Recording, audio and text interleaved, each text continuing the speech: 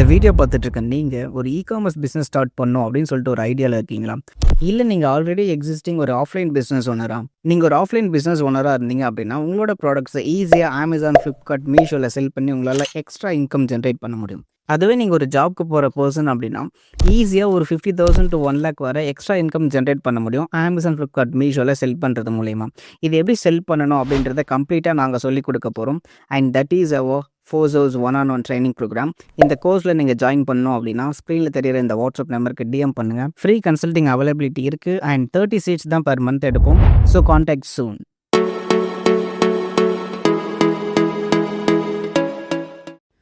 நீங்கள் கஷ்டப்பட்டு investment ready பண்ணி லிஸ்டிங் கிரியேட் பண்ணி ரிவ்யூஸ் வாங்கி ஆட்ஸ் ரன் பண்ணி லிஸ்டிங்கை சூப்பராக ஆப்டிமைஸ்டாக வச்சுட்டு இருப்பீங்க.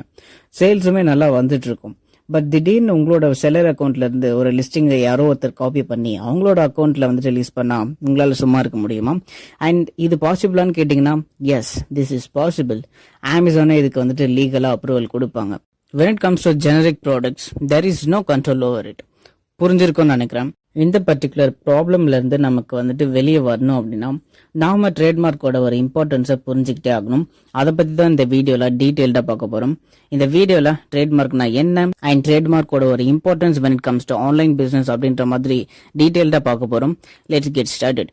இதை நான் உங்களுக்கு வந்துட்டு புரிய வைக்கிறதுக்கு இப்போ ஒரு எக்ஸாம்பிள் சொல்றேன். ஓகே, இப்போ நான் இன்ட்ரோல சொன்ன மாதிரி நீங்க வந்துட்டு கஷ்டப்பட்டு ஒரு லிஸ்டிங்கை கிரியேட் பண்றீங்க அப்படின்னு வச்சுக்கலாம். நீங்க வந்துட்டு ஒரு டிஷர்ட் பிசினஸ் வந்து ஸ்டார்ட் பண்ணிருக்கீங்க. அந்த டிஷர்ட் பிசினஸ் ஸ்டார்ட் பண்ணி ஒரு 1.5 years ஆயிடுச்சு. 1.5 yearsா நீங்க என்னென்னலாம் பண்ணிருப்பீங்க? அந்த ப்ராடக்ட்க்கு தேவையான லீகல் டாக்குமெண்ட்ஸ் லைக் ஜிஎஸ்டி எடுத்திருப்பீங்க. அண்ட் அந்த ப்ராடக்டோட ஆசெட்ஸ், அந்த ப்ராடக்டோட இமேஜஸா இருக்கட்டும், டைட்டிலா இருக்கட்டும், கண்டென்ட்டா இருக்கட்டும், எல்லாத்தையுமே ரெடி பண்ணிருப்பீங்க. கிராஃபிக்ஸ் ரெடி பண்ணிருப்பீங்க. அண்ட் இது எல்லாத்தையுமே பண்ணிட்டு லிஸ்டிங் பண்ணிட்டு ரிவ்யூஸ் கலெக்ட் பண்ண ஸ்டார்ட் பண்ணிருப்பீங்க. அண்ட் ஆட்ஸ் ரன் பண்ணிருப்பீங்க. ஓரளவுக்கு டேட்டாலாம் நீங்க வந்துட்டு கலெக்ட் பண்ணி ஒவ்வொரு கீவேர்டுக்கும் வந்துட்டு ரேங்கிங் பண்ணிட்டு இருப்பீங்க அமேசான்ல.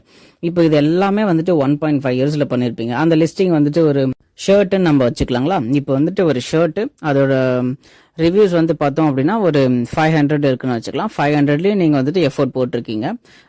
ஆர்கானிக்கா வந்தது ஒரு 60% வச்சுக்கலாம். நீங்க வந்துட்டு மற்றவங்களுக்கு கொடுத்து உண்மையிலேயே உங்க ப்ராடக்டோட ஃபீட்பேக் வாங்கினது ஒரு 40% வச்சுக்கலாம். அந்த லிஸ்டிங்கோட ஒரு இன்வெஸ்ட்மெண்ட் வந்துட்டு ஒரு 5 lakhs வச்சுக்கலாமே. ஓகே, அந்த ப்ராடக்டோட லீகல் டாக்குமெண்ட்ஸ் மேனேஜ் பண்றது அண்ட் அந்த ப்ராடக்டோட ஆசெட்ஸ் இது எல்லாமே சேர்த்து ஒரு 5 lakhs வச்சுக்கலாம். இப்போ 5 lakhs போட்டு நீங்க ஒரு 1.5 வருஷமா ஒரு பிசினஸ் வந்துட்டு பண்ணிட்டு வரீங்க அந்த ஒரு லிஸ்டிங்க்கு. இப்போ அந்த ஒரு லிஸ்டிங்கை வந்துட்டு இன்னொருத்தர் வந்துட்டு புதுசா ஒரு செல்லர் வந்து அமேசான்ல ஜாயின் பண்றாரு. அதே ப்ராடக்டை தான் வந்துட்டு அவருமே செல் பண்றாருன்னு அசியூம் பண்ணிக்கலாம். அவர் வந்துட்டு அதே லிஸ்டிங் எடுத்து அவரோட அக்கௌண்ட்ல வந்துட்டு லிஸ்டிங் பண்றாரு அப்படின்னா உங்களால சும்மா இருக்க முடியுமா? நீங்க அவ்வளோ இன்வெஸ்ட் பண்ணி ஒரு விஷயம் வந்துட்டு ஈஸியா இன்னொருத்தர் வந்துட்டு எடுத்துட்டு போயிடுற மாதிரி இருக்கும். And that is what tampering. டேம்பரிங்னா என்ன? ஜஸ்ட் உங்களோட லிஸ்டிங்கை அப்டேட் டூப்ளிகேட் பண்றது, காப்பி பண்றது. அந்த மாதிரி பண்ணக்கூடாது அப்படின்னா உங்ககிட்ட ட்ரேட்மார்க் ரெஜிஸ்ட்ரேஷன் இருக்கணும்.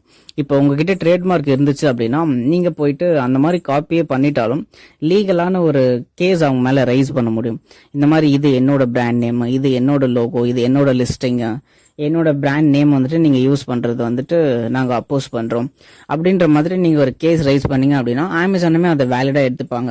அமேசானுமே ஏன் அவங்கள வந்துட்டு அலோவ் பண்றாங்க அப்படின்னா உங்ககிட்ட ட்ரேட்மார்க் இல்ல, உங்களோட லிஸ்டிங் வந்துட்டு ஜென்ரிக்ல இருக்கும். ஜென்ரிக்னா ஒரு லோக்கல் ப்ராடக்ட்ஸ் மாதிரி. ஸோ அதை யாரு வேணா வந்துட்டு டூப்ளிகேட் பண்ணி அவங்களோட ப்ராடக்ட்ஸ் மாதிரி காமிச்சிக்க முடியும். ஸோ அதை தான் வந்துட்டு அமேசானுமே அலோவ் பண்றாங்க. அதனால ட்ரேட்மார்க் இல்லாம செல் பண்ணது உங்களோட தவறு.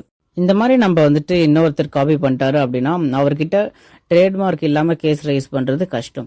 ஸோ அவ்வளவுதான். இது லிஸ்டிங், நம்மளோட லிஸ்டிங் வந்துட்டு யார் வேணா யூஸ் பண்ணிட்டு இருக்கலாம். அதை வந்துட்டு நம்மளால எதிர்த்து கேள்வி கேட்க முடியாது. பட் எப்ப நம்ம கேட்கலாம் அப்படின்னா நம்ம கிட்ட ட்ரேட்மார்க் ரெஜிஸ்ட்ரேஷன் இருந்துச்சு அப்படின்னா. ஸோ இப்போ வந்துட்டு ட்ரேட்மார்க்னா என்ன அண்ட் அதோட இம்பார்ட்டன்ஸை பத்தி பார்க்க போறோம். ஃபர்ஸ்ட், ட்ரேட்மார்க்னா என்ன அப்படின்றத பத்தி பார்க்கலாம். ட்ரேட்மார்க்னா வெரி வெரி சிம்பிள் கைஸ். உங்களோட லோகோ, உங்களோட பிராண்ட் நேம், உங்களோட வேர்ட் மார்க்கு, வாய்ஸ் மார்க்கு, உங்க பிராண்டோட டேக்லைன், இந்த மாதிரி உங்க பிராண்டோட ஆசெட்ஸ் இருக்குல்ல, அந்த ஆசெட்ஸ்க்கு எல்லாத்துக்குமே ஒரு செக்யூரிட்டி வந்துட்டு இந்த ட்ரேட்மார்க். இட்ஸ் லைக் இந்த பிராண்டுக்கு நான் தான் ஓனர்ஷிப், ஒரு ஐடென்டிட்டி கொடுக்கறது வந்து ட்ரேட்மார்க். ஸோ இந்த மாதிரி ஒரு லீகல் ப்ரொடெக்ஷன் டூலை நீங்க யூஸ் பண்ணாம இருக்கிறது உங்களோட தப்பு. ஸோ நீங்க ட்ரேட்மார்க் வந்துட்டு வச்சுட்டு இருந்தீங்க அப்படின்னா இந்த ப்ராப்ளம் எல்லாம் உங்களுக்கு வந்து வந்திருக்காது. ஓகே, இப்போ அமேசான்ல எதுக்கு இதை அலோவ் பண்றாங்கன்னு கேட்டீங்கன்னா, அவங்கள பொறுத்த வரைக்கும் நிறைய செல்லர்ஸ் வந்துட்டு உள்ள வரணும். ஸோ அந்த செல்லர்ஸ்க்கு ஹெல்ப் பண்ற விதமா அவங்க வந்துட்டு அந்த ஜெனரிக் லிஸ்டிங்கை காப்பி பண்றதுக்கு அலோவ் பண்றாங்க. அந்த ஜெனரிக் லிஸ்டிங்லயும் நம்ம பார்க்கும்போது அதுல வந்துட்டு அவ்வளவா நம்மளால கண்ட்ரோல் பண்ண முடியாது. லிஸ்ட் கண்ட்ரோல் தான் இருக்கும், பிரைசிங் கண்ட்ரோலும் கம்மியா தான் இருக்கும். அண்ட் மோஸ்ட் இம்பார்ட்டன்ட்லி ஜெனரிக் லிஸ்டிங்ல வந்துட்டு நமக்கு A+ கண்டென்ட் வந்துட்டு கொடுக்க முடியாது. எல்லாருமே யூஸ் பண்ற அந்த நார்மலான டிஸ்கிரிப்ஷன் தான் நம்மளும் யூஸ் பண்ணுவோம். ஸோ விஷுவல் ஐடென்டிட்டி அந்த அளவுக்கு நம்ம ப்ராடக்ட்க்கு இருக்காது. ஸோ எல்லாரும் மாதிரியுமே நம்மளோட ப்ராடக்ட்டும் இருந்தால் எப்படி சேல்ஸ் வர்றது கம்மியாக தான் இருக்கும். ஸோ ஸ்டாண்ட் அவுட் பண்ணி தெரியணும் அப்படின்னா A+ கண்டென்ட் வேணும், நம்ம ப்ரைஸிங்க்கு கண்ட்ரோல் வேணும், அண்ட் ஆல்சோ கண்ட்ரோல் அதிகமாக வேணும் நம்மளோட லிஸ்டிங்கை பொறுத்தவரை. ஸோ இந்த கண்ட்ரோல்லாம் உங்களுக்கு இன்க்ரீஸ் ஆகணும் அப்படின்னா அந்த ஃபீச்சர்ஸ் எல்லாமே ட்ரேட்மார்க் இருந்தால் தான் இருக்கும். அதே போல் உங்ககிட்ட ட்ரேட்மார்க் இருந்துச்சு அப்படின்னா அமேசானில் பிராண்ட் ரெஜிஸ்ட்ரி அப்படின்னு ஒரு ப்ரோக்ராம் இருக்கு. அதில் நீங்கள் ஜாயின் பண்ணுறது மூலயமா உங்களோட பிராண்டை ரெஜிஸ்டர் பண்ணலாம். ப்ரொஃபஷனலாக ரெஜிஸ்டர் பண்ண உடனே உங்கள் லிஸ்டிங்கோட நிறைய கண்ட்ரோல் உங்களுக்கு வந்துட்டு என்ஹான்ஸ்டாக வரும். அண்ட் ஆல்சோ ப்ரைசிங் கண்ட்ரோல் சூப்பராக இருக்கும். A+ கண்டென்ட் உங்களுக்கு கிடைக்கும். இந்த மாதிரி நிறைய ஃபீச்சர்ஸ் வந்து உள்ள அவைலபிலிட்டி இருக்கு. இது எல்லாமே இல்லைனா கூட சரி, உங்களுக்கு வந்துட்டு லீகல் ப்ரொடெக்ஷன் இன்னுமே என்ஹான்ஸ்டா வந்து இருக்கும். நான் முன்ன சொன்னல பீப்புள் வந்துட்டு உங்களோட அக்கௌண்ட்ல இருந்துட்டு ப்ராடக்ட்டை டூப்ளிகேட் பண்ண முடியும் அப்படின்னு சொல்லிட்டு. இப்போ ட்ரேட்மார்க் உங்ககிட்ட இருந்துச்சு அப்படின்னா யாராலையுமே உங்களோட லிஸ்டிங்கை வந்துட்டு டூப்ளிகேட் பண்ண முடியாது. அப்படியே பண்ணாலும் கேஸ் ரைஸ் பண்ணி நம்மளால வந்துட்டு நம்மளோட லிஸ்டிங்கை வாங்கிட முடியும். ஓகே, உங்களுக்கு இந்த வீடியோல இருந்து இம்பார்ட்டன்ஸ் ஆஃப் ட்ரேட்மார்க்கை பத்தி டீடைல்டா புரிஞ்சிருப்பீங்க அப்படின்னு நம்புறேன். So this is why trademark is very very important in Amazon business. Next வீடியோல பார்க்கலாம். Catch you on the flip side guys. Take care.